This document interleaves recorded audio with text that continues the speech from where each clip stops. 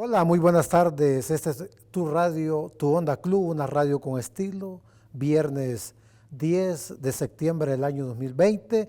Y como ya costumbre con nuestro invitado, el presentador de televisión de Tele1 y abogado de la República, el licenciado Sergio Méndez. Licenciado, bienvenido nuevamente a tu Onda Club. Gracias, le agradezco nuevamente el privilegio de que me tomen en cuenta de estar en Onda Club, en un programa pero tan importante para este país que realmente lo tiene ganado a pulso. Muchísimas gracias. Gracias a usted, licenciado, y también a nuestros audiencia, televidentes que nos ven a lo largo de Notiapop, el diario digital más grande de la zona, también por la radio y por todas las redes sociales. Licenciado, ha sido una semana bastante de coyuntura política. A diario van saliendo casos, van saliendo, algunos dicen en las redes, cortinas de humo. Y me gustaría empezar con una pregunta. Licenciado, recientemente se inauguró un tramo del bypass en la carretera aquí del Puerto de la Libertad, la cual conectará con un lugar llamado Sur City, que es un proyecto que aún no existe, pero lo que está promocionando el presidente de la República. Se ha visto que este bypass es una obra sin terminar y que no llega a ninguna parte, por lo que su inauguración nos parece absurda. ¿Considera, Sergio, que dicha inauguración de este proyecto inconcluso no es más que una cortina de humo para desviar la atención de un hecho grave que está dando mucho que hablar en el ámbito nacional e internacional, como la tregua del gobierno y las pandillas? El tema de la obra que tú planteas, yo le llamaría no inconcluso, sino que no terminado, porque esta es una obra del FMLN, del gobierno, y no terminado porque cuando llega a el traspaso de mando, todavía no se había culminado, pero ya todo estaba prácticamente trazado por parte del ministro Gerson Martínez y también estaba ya concesionado para la construcción. Por lo tanto, este es un logro del gobierno del profesor Salvador Sánchez Serén. Ahora, el tema de que esto empalme con este proyecto del Puerto de la Libertad, el tema es que llevará a algo que no está terminado, lo que usted planteaba, y que creo que los salvadoreños lo van a tener como bien claro. Ahora, si esto, tu pregunta era más profunda, si esto tiene que ver con el tema de tirar como una cortina de humo para el tema de la tregua que el Faro ha determinado. Yo creo que este evento con tanta trascendencia como es una tregua y que de hecho este mismo día el ente colegiado del Senado de los Estados Unidos ha determinado que le parece sumamente grave que estén atacando al Faro, lo ha dicho categóricamente, estamos hablando del Congreso de los Estados Unidos, y que estén atacando el Faro por esto, creo que en el ámbito internacional no alcanza una calle o una vía de acceso tan importante para la zona costera de nuestro país. Creo que existe una oportunidad inmejorable para que las autoridades salgan al paso dando una explicación, porque el tema de las investigaciones del Faro no van a culminar con esto. Fíjate que algo que me llamó muchísimo la atención de una entrevista que el Faro brindó a Deutsche Welle, una televisora alemana, es que cuando, y a muchas que ha brindado, que han buscado y que esto se ha viralizado internacionalmente, y que creo que es una oportunidad o un golpe muy fuerte, como lo pueda ver el presidente si sale al paso, dando explicaciones. Ellos decían algo que me parece a mí que es muy importante, decía el Faro: nosotros develamos los fondos de Taiwán con Francisco Flores, nosotros develamos el tema del Chaparral con Funes, nosotros develamos el tema de las armas de Munguía Payés, nosotros develamos la tregua que tuvo el expresidente Saca Funes cuando lo vieron con Benito Lara y con Arístides Valencia. Nosotros develamos el tema de Arena con las maras y ahora lo estamos haciendo con el presidente Bukele. El presidente Bukele, que antes nos aplaudía y nos ponía de ejemplo y ahora nos descalifica. Pero lo más importante de esa entrevista, que a mí me pareció wow, y por eso es que quizás yo te digo que esto no va a parar aquí, es que primero el presidente o su equipo decidieron que ni el Faro ni Factum iban a entrar a las conferencias de prensa. Entonces, tú no le impedís a nadie que en algún momento te esté investigando que ya no entre. ¿Para qué va a entrar? Porque me va a cuestionar. Entonces eso creo que de pronto, lejos de hacer bien, puede hacer mal. Número uno. Y punto número dos, que es lo más trascendental quizás de esta pregunta que tú acabas de hacer, es que en esa entrevista para estas televisoras, el representante del Faro dice: los documentos, más de 200 que nosotros tenemos, son documentos que no pueden ser rebatibles. Están las firmas, los sellos de los custodios, están la letra, le podemos hacer una grafotecnia si ustedes piensan que no lo son, podemos investigar, pero no se han referido a estos documentos. Pero lo más trascendental de la pregunta que tú acabas de hacer es esto: nosotros tenemos a gente infiltrada en las maras que nos dicen todo lo que pasa, y tú sabes que nosotros tenemos investigaciones de las pandillas desde hace más de 10 años atrás, que ellos mismos nos dicen qué es lo que está sucediendo.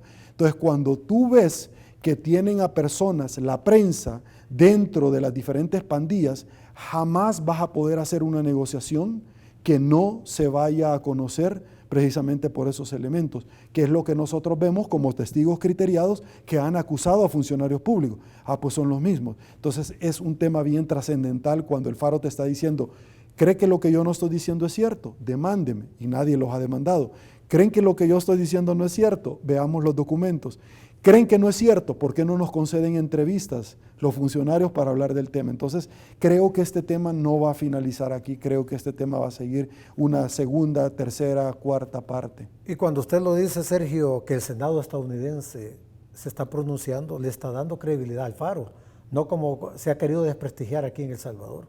Sí, por ejemplo, yo tengo acá en mis notas el tema en comento y quizás lo voy a leer puntualmente, donde dice, está en inglés, pero dice: estamos alarmados, lo dice la Casa de Representantes, por los recientes ataques contra el Faro. Creemos que los gobiernos deben de garantizar siempre el pleno respeto a la libertad de prensa. Entonces, es una posición oficial. Entonces, creo que es la oportunidad para que los funcionarios también puedan venir y dar algún tipo de explicación. Siempre sobre la primera pregunta, Sergio, siempre sobre el bypass, aquí en carretera al Puerto de la Libertad.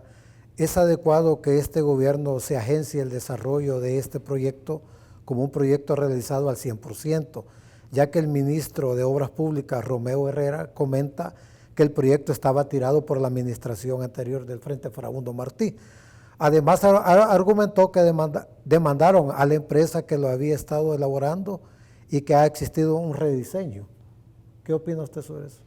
Mire, en primer punto que usted está abordando, todos los gobiernos que llegan finalizan las obras, como lo hizo el alcalde Ernesto Mason de las obras que el presidente Bukele inició en San Salvador.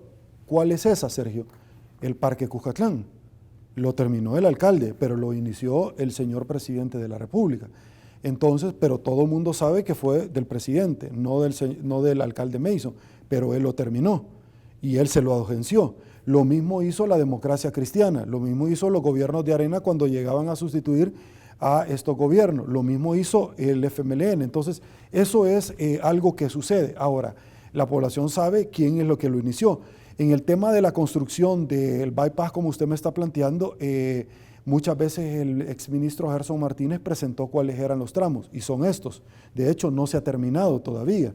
Entiendo que va a estar terminado en enero del próximo año, o días antes de las elecciones, entonces, que son el 28 de febrero, sí, que pega claramente con esta situación. Pero esto, tanto los fondos como los consiguió el FMLN en la Asamblea Legislativa para este bypass, para esta carretera que va a desembocar por Conchalío adelante, allá en el Puerto de la Libertad, y que se va a hacer parte de cómo van a empalmar con precisamente el desarrollo costero, que es el Fomilenio 2 que estábamos hablando. Y el Fomilenio 2, el segundo compacto de la MSC, se la dieron a un gobierno del FMLN. Entonces, creo que de pronto eso lo hacen todos los gobiernos que lleguen, pero la gente delimita cuándo fue que se inició y cuándo fue que terminó. Licenciado, cuando usted me habla de los fondos del Fonmilenio, tengo entendido que hoy hubo una noticia que se han perdido los fondos del Fonmilenio. Sí. ¿Qué opinión tiene usted sobre eso? Mire, esto resultaría complicadísimo porque William Pleites y Ricardo Tablas, representantes del segundo compacto de la MSC en nuestro país, dijeron un tema refiriéndose a esto que resulta ser lamentable, porque primero la contrapartida por parte del gobierno no llegó. Ellos han dicho que lamentan grandemente que esto no fue contemplado en el presupuesto presentado por este gobierno, porque es el primer presupuesto de ellos, pero no estaba contemplado la contrapartida.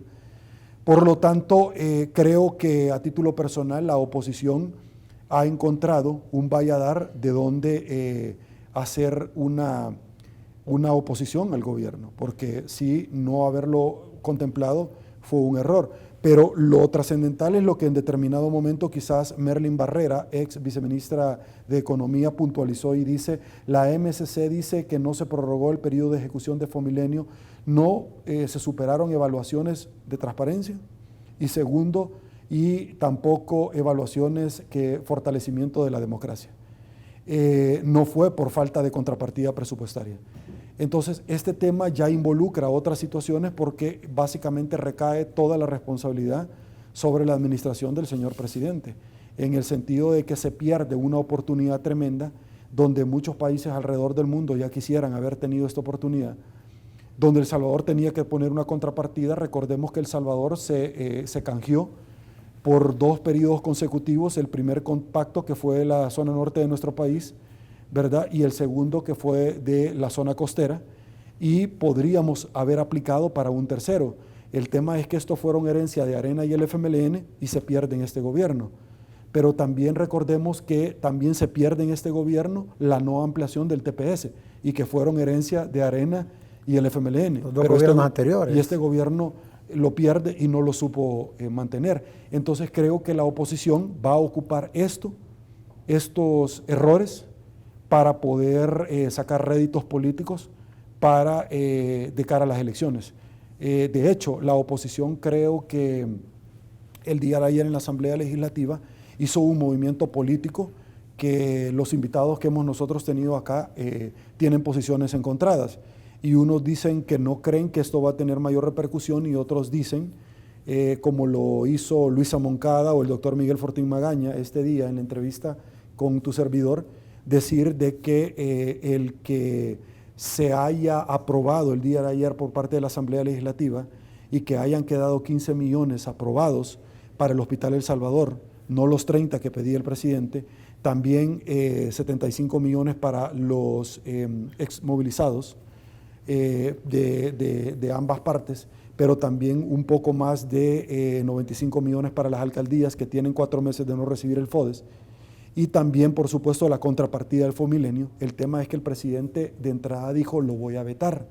Si él veta esto, es complicadísimo porque la Asamblea puede superarlo.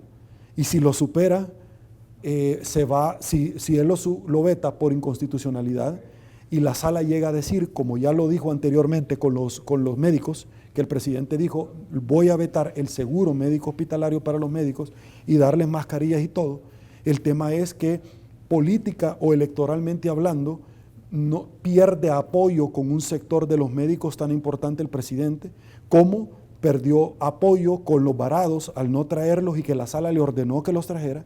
Entonces ahora sería el turno de los desmovilizados, que él les está diciendo: voy a vetar todo. Y ahí van adentro el tema de las alcaldías, va adentro el tema de los desmovilizados, va adentro el tema de la contrapartida del Fonmilenio, y va a ser un proyecto que él no va a poder terminar de la zona costera porque no tenía esa contrapartida. Entonces, creo que lo que sucedió ayer en la Asamblea Legislativa va a estar íntimamente ligado con lo que va a suceder mañana en España, que mañana van a dar el veredicto de la Audiencia Nacional Española si Inocente Montano es condenado a más de 100 años de cárcel por la muerte de los jesuitas. Si él es absuelto, van a haber repercusiones. Y si él es condenado, van a haber repercusiones políticas electorales, por cuanto la querellante Bernabeu en su momento dijo, con el juez Eloy Velázquez: por este momento no vamos a querellar en contra del expresidente Cristiani, pero va a ser las resultas del juicio que nos van a determinar la pauta si solicitamos la extradición. Si eso llega a ser, también van a haber repercusiones para partidos como Arena con relación a esa resolución que hay que estar mañana 5 de la mañana, hora El Salvador, cuando se va a estar leyendo, se va a estar dando la lectura en España. Interesante, Sergio, lo que está pasando en en la política salvadoreña. Claro. Sergio, otra pregunta. El gobierno de El Salvador recientemente fue señalado por sospechas de lavado de dinero, pues el banco Wells Fargo emitió un ROS por una transferencia internacional a la empresa Alaska Daisy, que es una empresa de productos de cerámica y a la que el MinSal compraría 3 millones de mascarillas. Dicha empresa, según investigaciones, no tiene ganancias superiores a los $27,000 anuales, por lo que parece muy extraño que existiendo empresas de renombre internacional que se dedican al ramo de insumos médicos, por obvias razones, Wells Fargo emite este ROS, que es un reporte de operaciones sospechosas y bloquea la transacción financiera. ¿Nuestro país tendrá, Sergio, efectos negativos producto de este caso? Habrá que esperar. Lo que pasa es que autoridades del gobierno no se han pronunciado primero sobre este tema. Segundo, el reporte de operaciones sospechosas no necesariamente tiene que ver en el tema de lavado de dinero, porque la procedencia del dinero es del gobierno, por lo tanto el lavado de dinero yo no lo miro desde ningún punto de vista. El gobierno tendrá una oportunidad para explicar, porque entiendo que era para compra de insumos médicos, $3.5 millones. Wells Fargo en efecto lo congela para esta empresa en comento, pero de las últimas empresas que nosotros hemos visto que se les ha comprado, también tienen los mismos elementos de las cuales tú decís de esta empresa. De hecho, hay una en España que vendía repuestos automovilísticos, otra que vendía insumos para casas, como por ejemplo venta de cerámica. Entonces, es ahí donde el giro no contempla eso, pero el giro tampoco es trascendental, porque alguien puede ser, por ejemplo, abogado y también se dedica al área inmobiliaria de alquiler de casas o venta de carros. Entonces, eso para mí no es trascendental, es decir, yo no le veo nada imputable al gobierno, pero habrá que ver qué es lo que Wells Fargo estimó. Lo interesante es que el gobierno salga a dar una posición oficial de esto. Si dice, era para comprar, esto salió de tal partida presupuestaria, no le veo yo ningún tipo de problema. Y si me dicen, mire, esto podría estar a lavado de dinero, no, porque la procedencia del dinero es por parte del gobierno. Entonces, no le miro yo... Solo que haya un bloqueo, no hay indicios que puedan considerarse legalmente lavado de dinero. Pero tú lo puedes superar. Incluso el dinero no es que esté congelado, el dinero puede ser retornado a El Salvador. ¿Por qué? Porque iba a ser para comprar. En determinado momento, si no superan ciertas observaciones del sistema bancario, se lo regresa. Entonces, no le miro yo más allá que una explicación que puedan dar las autoridades, no le miro yo mayor trascendencia a eso. Sergio, con todo lo que hemos venido platicando, con esto que estamos hablando de ROS también, ¿cree que estas situaciones van botando la imagen del presidente y obviamente de los partidos políticos que lo apoyan y lo representan? Solamente el ostentar el poder y el ejercerlo, solo eso ya te genera un desgaste día a día. Si hay señalamientos y no hay respuestas, por supuesto que hay un desgaste en el ejercicio del poder. No solamente porque es un análisis normal de ciencias políticas, sino que pues hay encuestas que así lo han determinado. Pero el grado de aceptación por parte del señor presidente sigue muy en alto hasta el día de ahora, pero es importante obtener respuestas, y no obtener respuestas por parte de ciertos analistas, sino que una postura oficial por parte del representante de un gobierno. Eso es importante. Ayer nos dimos cuenta de que ya hay una publicación en el Diario Oficial donde el señor presidente mandata al vicepresidente, ausente por cierto, de iniciar un estudio para realizar modificaciones a la Carta Magna.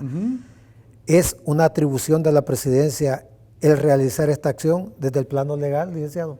Lo que sucede es que lo que llama la atención, como dijo Bessie Ríos en la entrevista esta mañana, es que este nombramiento fue en el mes de agosto. y por qué ahora que hay varios señalamientos y varios casos se está potencializando. Entonces, de pronto, si tú metes reformas a la Constitución, son temas sensibles. Esto es como que tú vengas y me digas, ¿y usted apoya o no el aborto? Son temas sensibles. Entonces, la discusión se va para otro tema y no para los temas que ahorita nosotros tenemos. Y tú apoyas la pena de muerte, son temas sensibles. Y entonces la discusión ya no es el tema de las maras o el allanamiento, o la investigación del Faro, sino que ya se va a la discusión para otro tema. Yo creo, a título personal, que como abogado, que primero la Constitución ya te establece cuáles son los mecanismos para que tú llegues a modificarla. Uno de ellos, sin lugar a dudas, y el que la Constitución establece, porque hay otro que es llevarlo a referéndum, pero el referéndum no es una figura jurídica que nuestra legislación contempla, ni tampoco la consulta ciudadana, como sí lo contemplan las alcaldías, los cabildos abiertos. En el caso de nuestra Constitución no está contemplado como una evaluación de medio plazo, de medio tiempo de ejercicio. En el caso de la modificación y que hay resoluciones de la Sala, porque la Sala es la intérprete de la Constitución, establece que para poder hacer una modificación de ciertas disposiciones, no de normas pétreas, las normas pétreas son aquellos pináculos, aquellos soportes que no pueden ser cambiados porque si no se cae la estructura de un Estado. Republicano, demócrata, representativo, no pueden ser cambiadas. Son normas pétreas, petra es piedra, que está escrito en piedra, así es, y es un dogma y no puede ser de otra manera. Pero para cambiar, por ejemplo, una norma, si alguien puede buscar la reelección, se necesitan 2 asambleas. Entonces, por una mayoría calificada. Esta asamblea tendría que practicar la enmienda y la próxima ratificarla, pero la asamblea, la corte determinó anterior que se necesitan 2 cortes, 2 asambleas en tiempos diferentes y no una pegada a otra, porque entonces podría dar paso a un fraude en el cual esta asamblea termina su periodo el viernes y tú la aprobas el jueves, y la otra entra en funciones el domingo, entonces la aprobas lunes. Y reformaste la Constitución. Entonces, la interpretación de la Corte tiene que haber una en medio de la otra. Es decir, básicamente necesitas 3. Tiene que haber en los espacios. Entonces, no es procedente. Yo creo que más que todo es un ejercicio electoral que se está haciendo ahorita, político, porque el doctor Félix Ulloa es una persona, el doctor Félix Ulloa, hijo, que es una persona con mucho respeto para mí, y que el padre, pues de pronto todos sabemos que murió en el conflicto armado.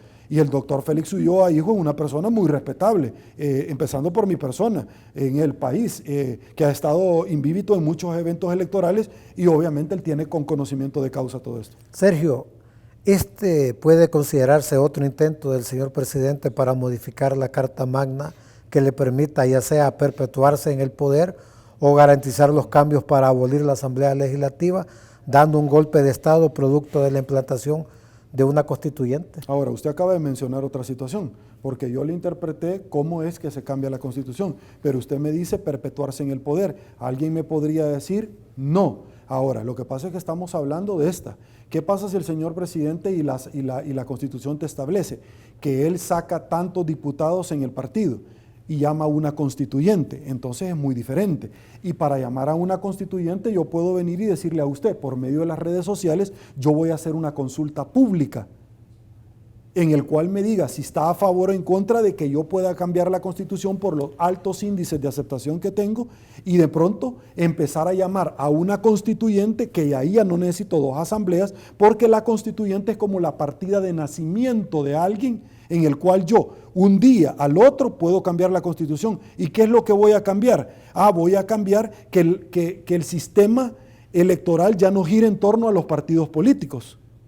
¿Qué más voy a cambiar? En que ya una persona pueda, después de 5 años, optar nuevamente a ser candidato. ¿Como quién? Como lo tienen los Estados Unidos, que allá son 4 y 4 años. Entonces es muy diferente, porque lo que tú me estás planteando es correcto. ¿Se puede llamar a una constituyente después de las elecciones? Por supuesto que sí. ¿Y cambiar la Constitución? Por supuesto que sí. ¿Y perpetuarse en el poder? Por supuesto que sí. ¿Y qué más se puede hacer si llamas a una constituyente? podés hacer, lo indicado sería llamar a personas que tengan mucha incidencia como notables para cambiar. Ahora, si tú me preguntas, Sergio, ¿y la Constitución de la República necesitaría cambios? No, 1983, y se modificó, la Constitución ha sufrido modificaciones. ¿Cuándo? 1992 a consecuencia de los acuerdos de paz. Acuerdos de paz, correcto. Se modificó. Sí. La Fuerza Armada ya iba a tener otro rol y la PNC como ente colegiado nuevo iba a tener otro rol. Entonces, sí se puede, pero se pusieron de acuerdo y así lo hicieron. Ya se puede considerar ya no solo una amenaza a nuestro Estado de Derecho, sino una realidad y que Nayib Bukele quiera monopolizar el poder, Sergio. Yo no sé si lo quiera monopolizar el poder, no sé si ese sea al final el objetivo de él. Lo que sucede es que, ¿cuál es la amenaza? Si la amenaza la tuvimos con Arena, la amenaza la tuvimos con el FMLN.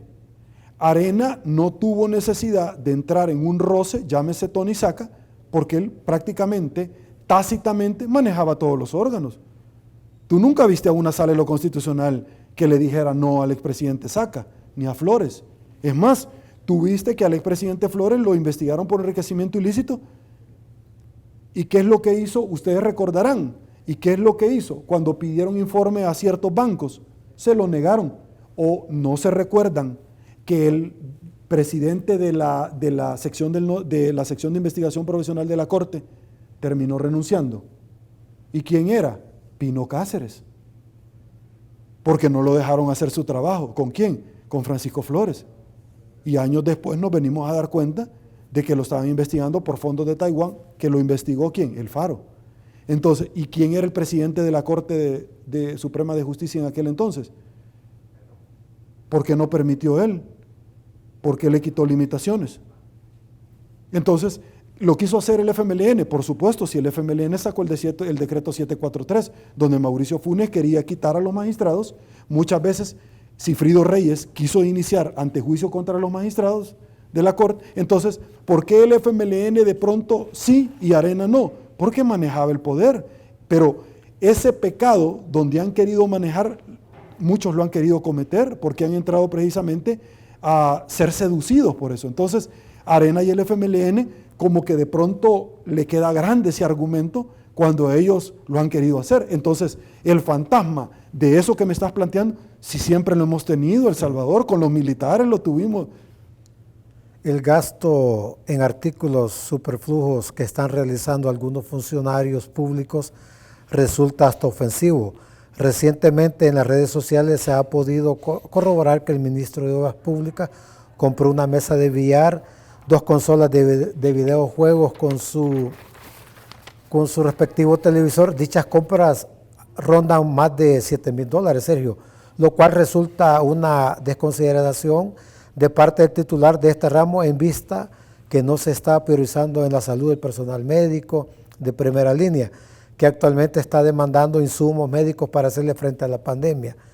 Está facultado legalmente el ministro de Obras Públicas, Sergio, para despilfarrar los recursos financieros del Estado, que son limitados.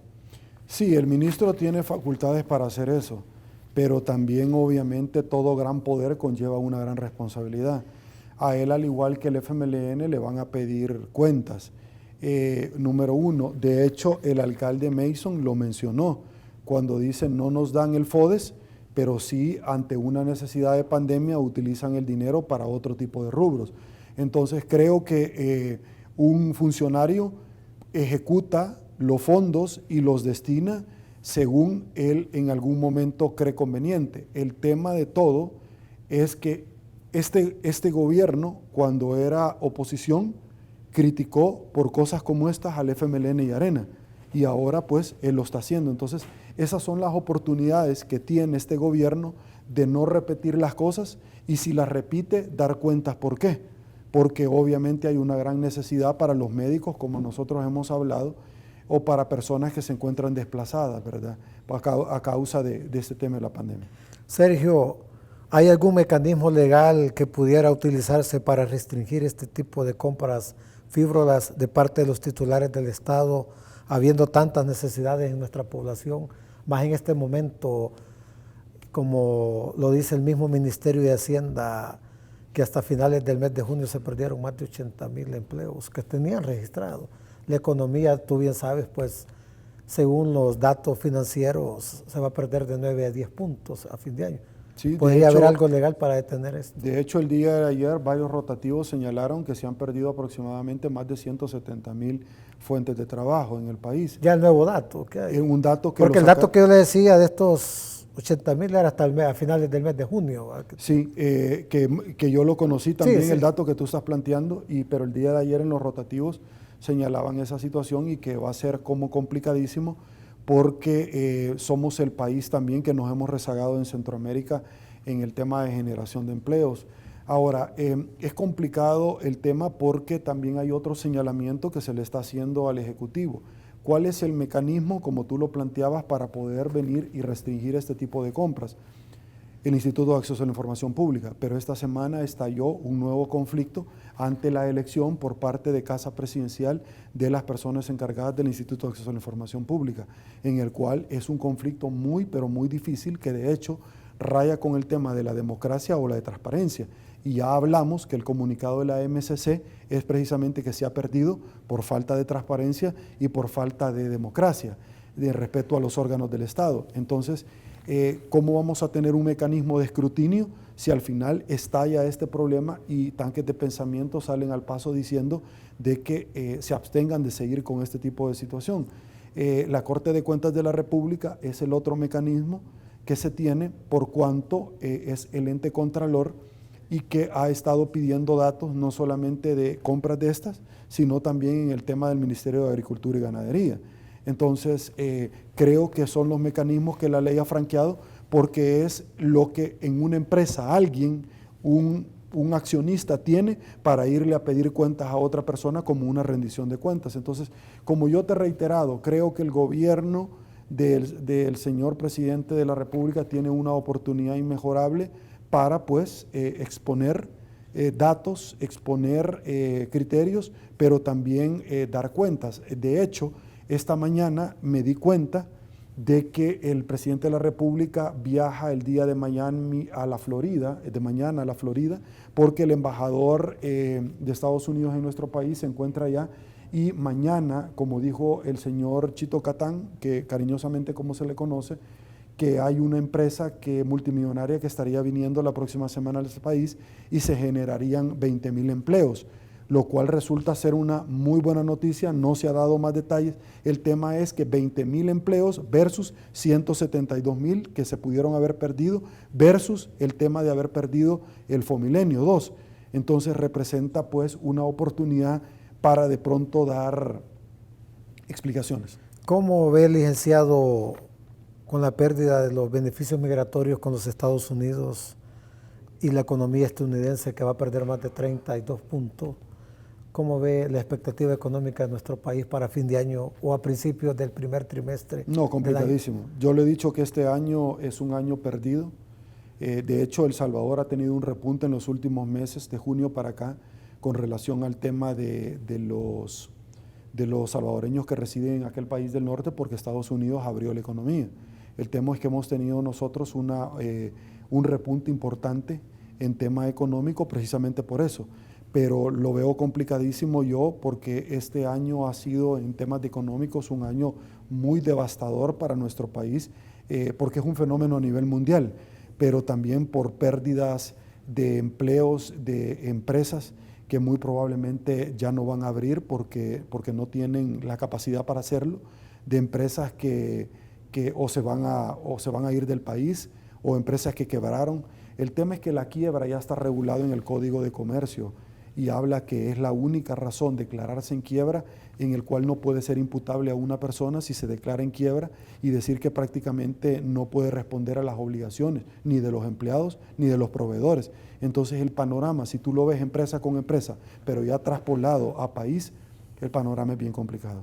En el ámbito internacional, Sergio, si Donald Trump pierde las elecciones, ¿podría cambiar mucho los lazos políticos en El Salvador? Sí, por supuesto, porque estamos hablando que este comunicado de la Cámara del Senado que acabamos de ver, que se han pronunciado porque están muy muy preocupados por el tema, por ejemplo, del Faro.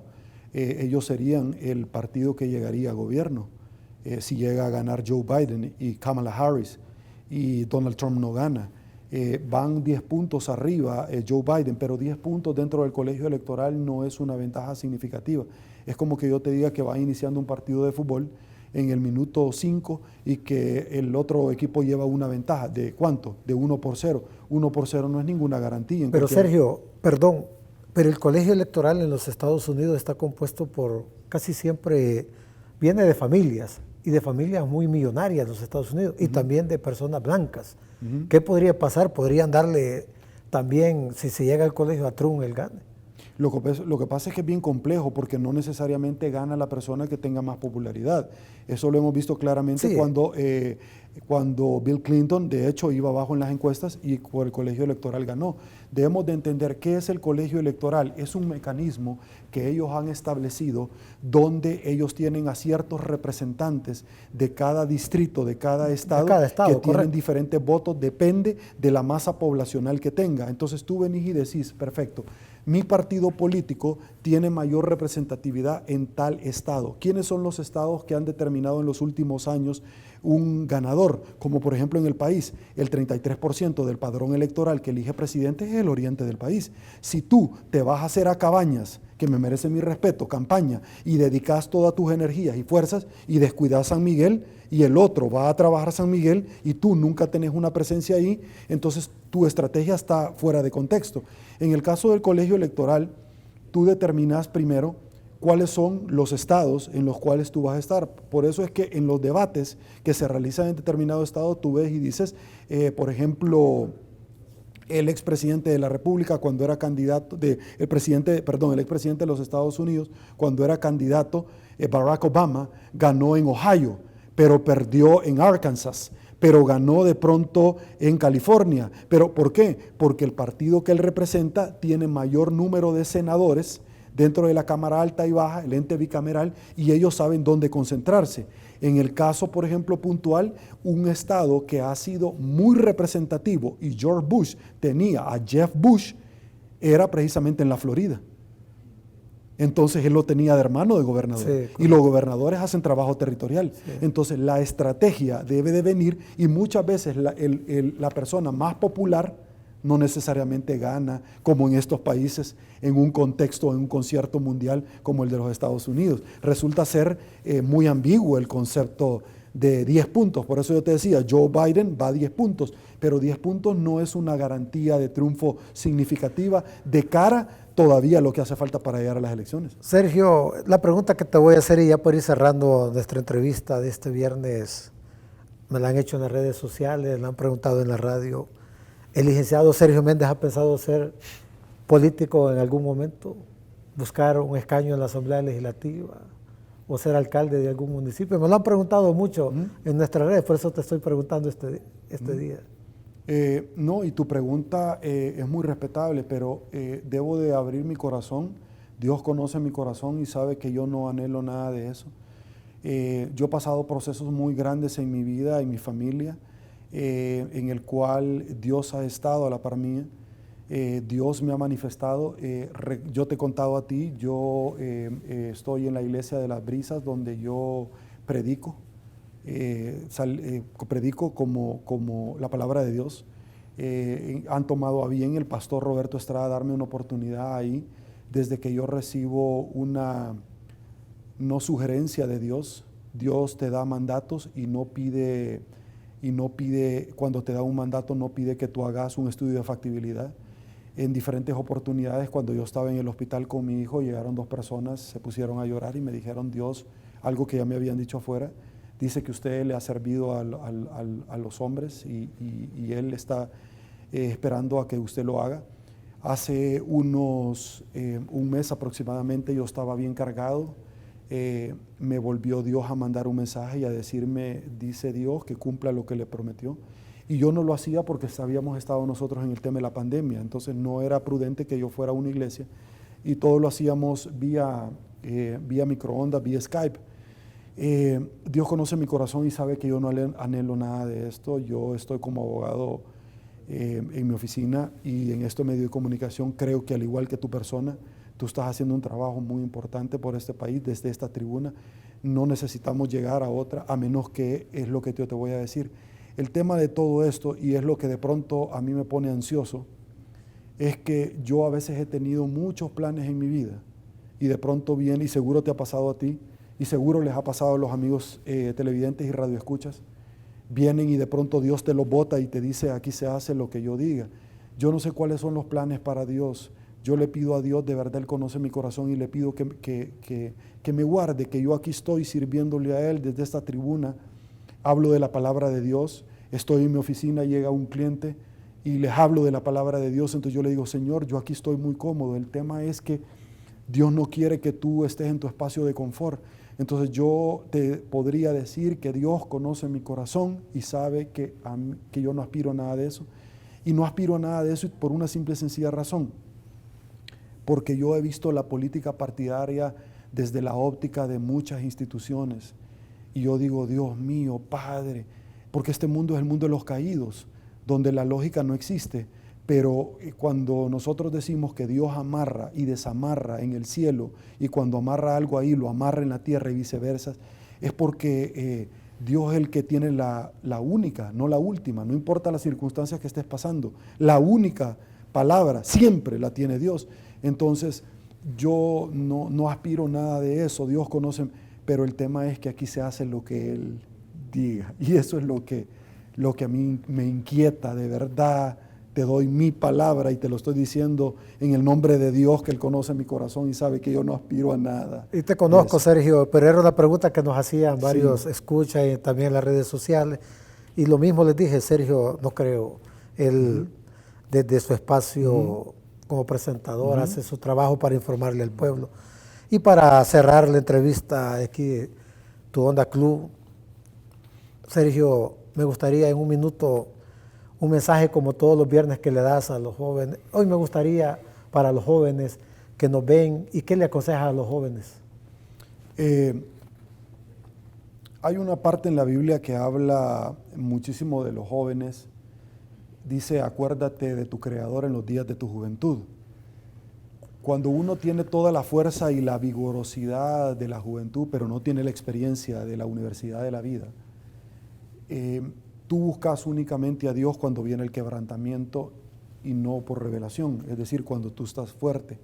Normalmente el palo, el árbol, ve hacia el cielo cuando ya está viejo porque sus ramas caen, entonces antes las hojas le tapaban y le impedían ver para arriba.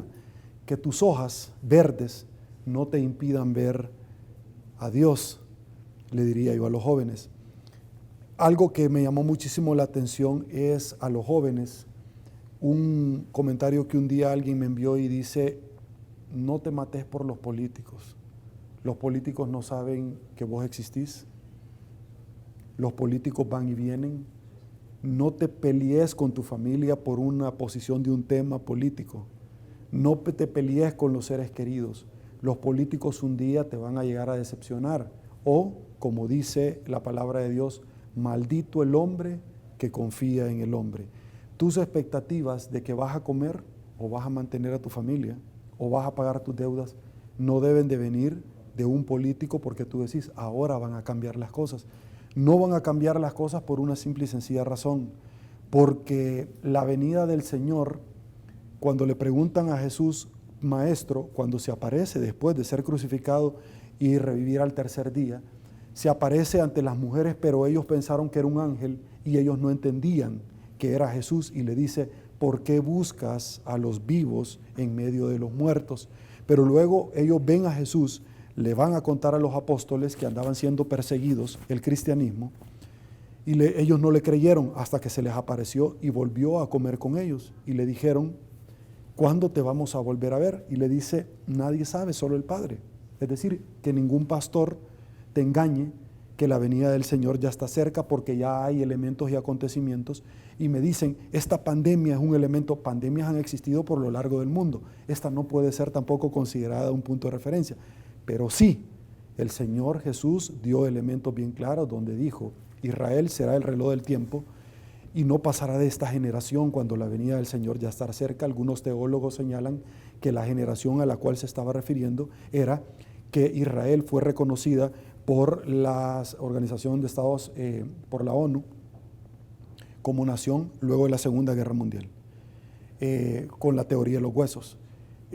Cuando la higuera florezca y sus ramas estén verdes, la venida del Señor estará cerca. El higuero siempre fue representativo, como cuando el Señor iba entrando a Jerusalén y le dijo al higuero que se secara, y nadie entendía. Cuando volvieron a pasar, el higuero ya estaba seco. Pero uno de los elementos de que dijo, la venida del Señor será como los dolores de parto. Los dolores de parto es dolor, después más fuerte, más seguido, y lo que nosotros estamos viendo ciertamente es eso, más seguido. La paz no va a venir al mundo, aunque nosotros la pidamos, porque es algo necesario para que venga pronto el Mesías, para que venga el Armagedón. Léalo en la Biblia, son hechos escatológicos. Por lo tanto, no confíe en el hombre, no se desarme, no pelee con su familia, no se divida su familia por un partido político ni tampoco por un político. Él no sabe ni que usted existe. Simple y sencillamente el día de mañana, cuando ese ser querido que usted se está peleando ahora se muera, usted va a llorar en el valle de sombra y de lágrimas y decir cómo quisiera que él estuviera vivo y no haber peleado y haberlo disfrutado y haberle dicho cuánto lo amo. Hay muy pocas oportunidades en esta vida para demostrarle a una persona cuánto se le ama. Muchísimas gracias por la oportunidad. Y gracias, licenciado, por estar un viernes más con nosotros, y también esto fue Coyuntura Política, y los espero el próximo viernes a la misma hora, si Dios lo permite. Hasta la próxima.